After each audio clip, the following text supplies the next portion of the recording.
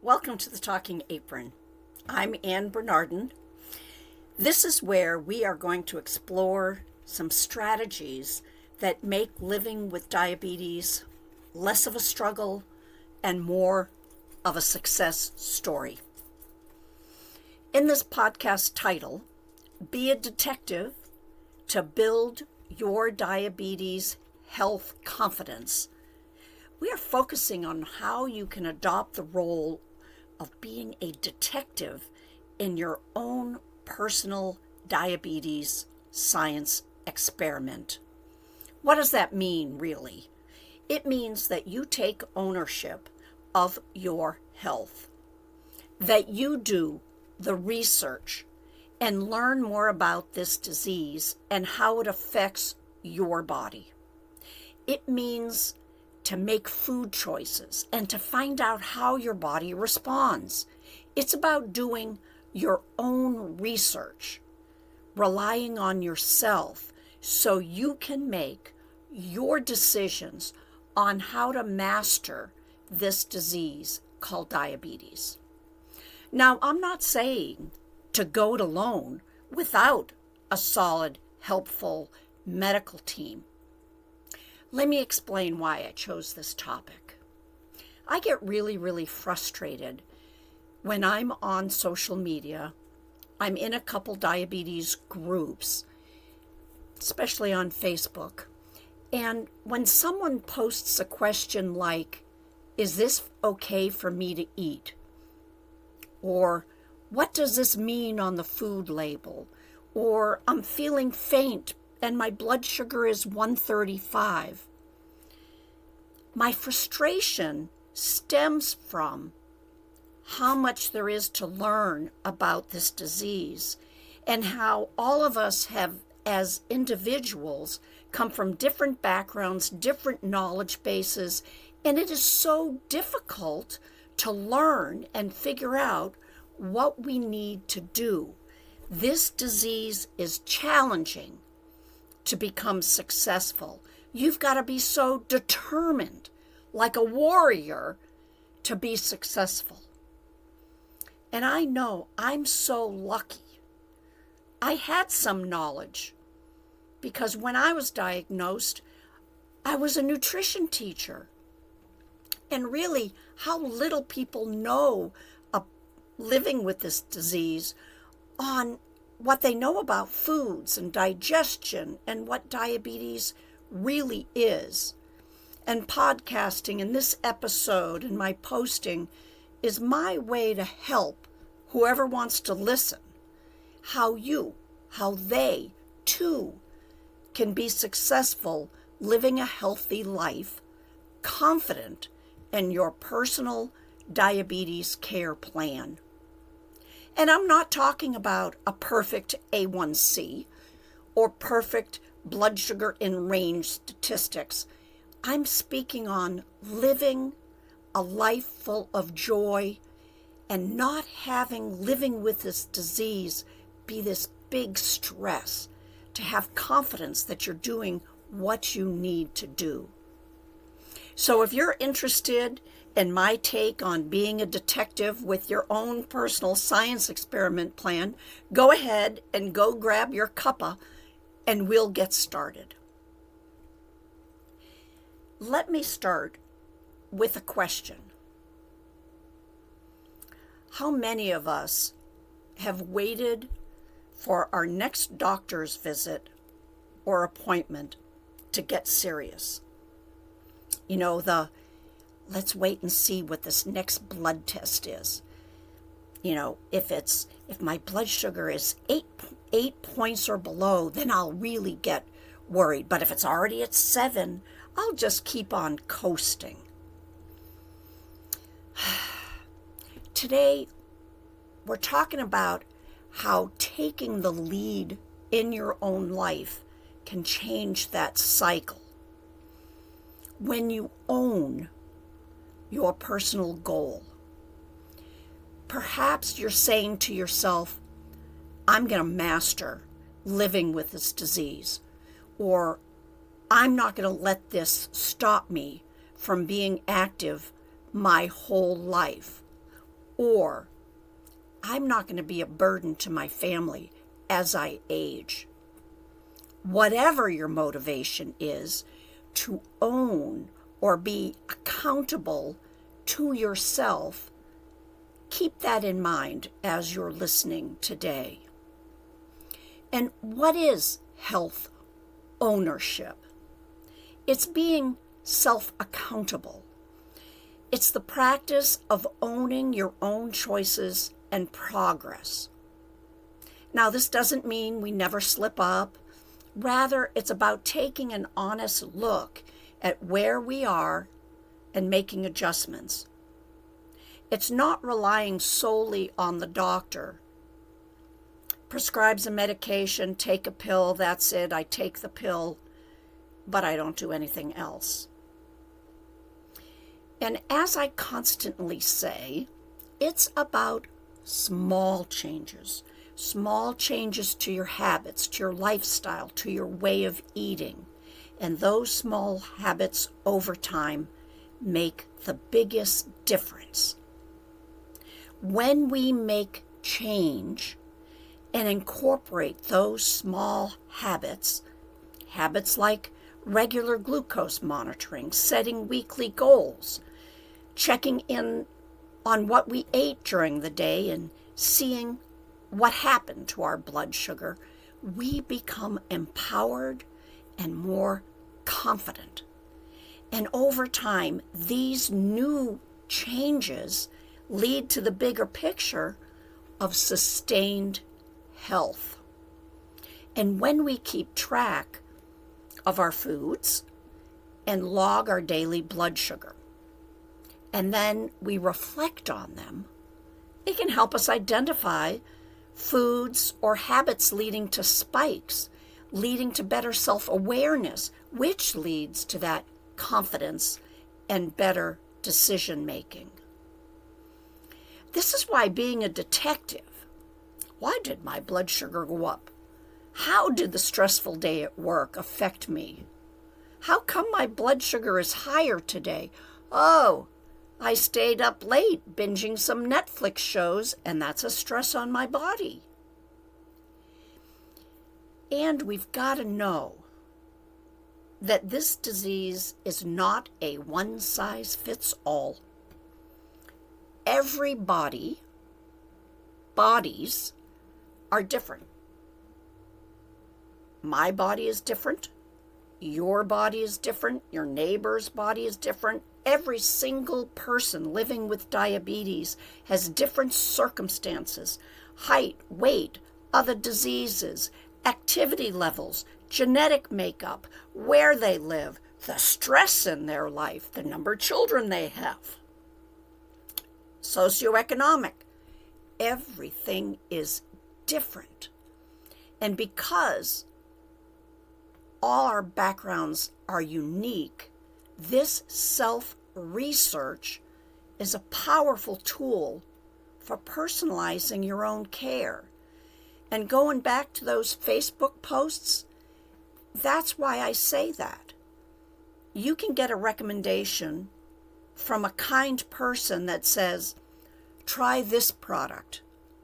And when you try it, your blood sugar goes up, it goes down, or it's perfect.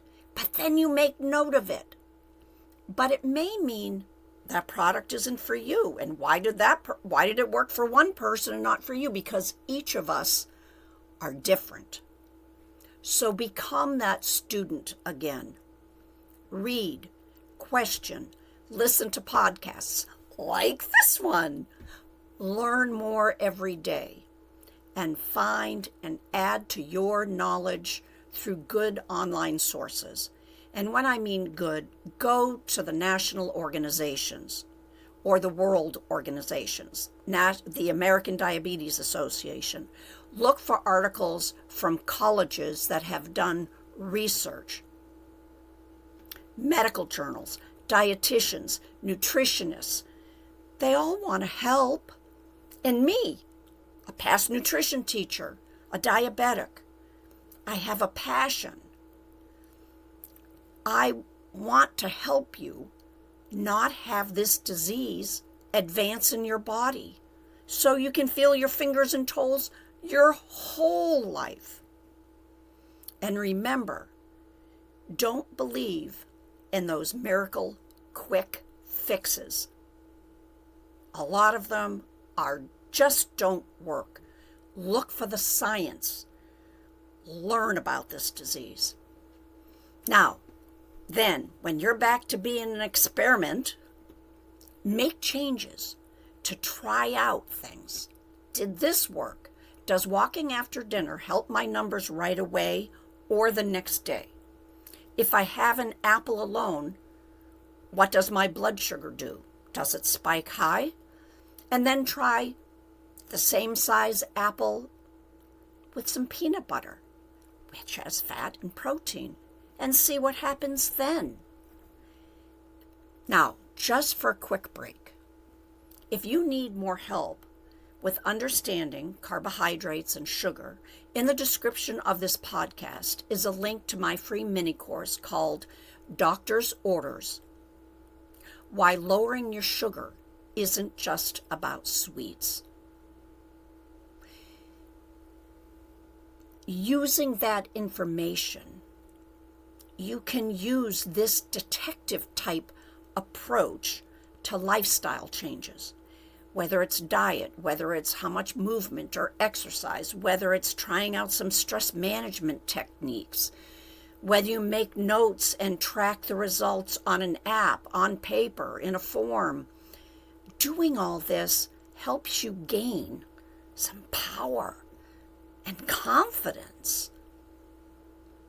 And when we combine this new ownership, this I can do attitude, like that detective that won't stop, with learning and tracking what's happening in your body, all this new information can shape your daily choices, goals, and routines.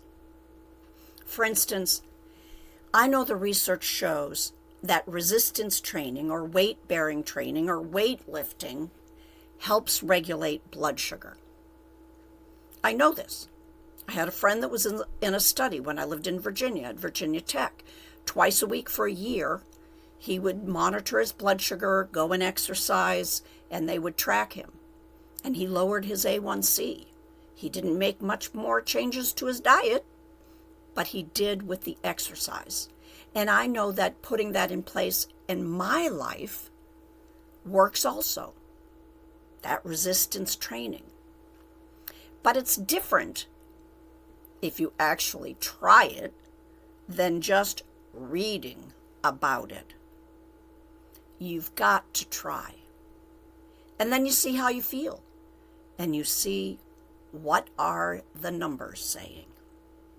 And then we learn from the successes and the setbacks. And we all have setbacks. I do not have perfect blood sugar. I'm a type 1 diabetic. I live on insulin, and I manage the best that I can, but I'm constantly learning. And what I learned this week was unsweetened chocolate milk, unsweetened, which has about 2 grams of carbohydrate per cup, raised my blood sugar a whopping 65 points. Started my breakfast at 85 or 90, ended up, actually it was a little more than 65, ended up at 155, 160, raising fast. Wow, that 2 grams of carbohydrates. So now I know, and I'll make different choices. Perhaps I'll give myself more insulin, as a type 1 needs to do. Maybe I'll drink it after exercise or when I have a low, or maybe I'll combine it with other foods that have more fat and protein. There are so many different options here, but that gave me information. I learned from it. And I didn't have any type of guilt trip. Oh, why did I have that? I shouldn't have had that. Oh, I'm so bad. I don't make myself bad because I know I have ownership of this disease. I know I'm a science experiment. I know I'm a detective when I look at what it's doing in my body. There is no room for I'm bad. I'm bad is an excuse. That's not ownership. So, as my blood sugar was rising, I just thought, that wasn't what I was expecting. Every setback is a learning opportunity. So in conclusion, to finish this up, with ownership or accountability, self-accountability, and with a detective attitude, combined with your body as a science experiment, and learn, you are on your way to improvements in your long-term health. Listen, if I can do this, you can too. And how do you start? You start small. Set a small goal today. Perhaps downloading my free guide and learning more about carbohydrates and sugar, and then making a small change to how you eat your breakfast. Then go to the next small step, targeting how much you move or walk during the day or steps taking, whatever it is. And then check in after a week or so.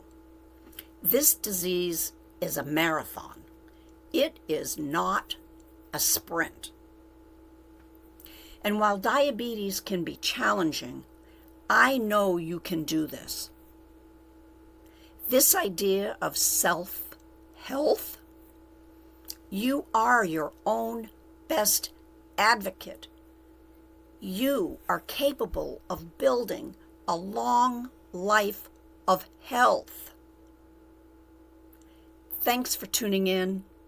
Subscribe, download the free guide, send me an email at ann@thetalkingapron.com, and Ann is ANNE at the Talking Apron, because by consistently making new, informed, intentional choices, you're already on the path to greater well-being.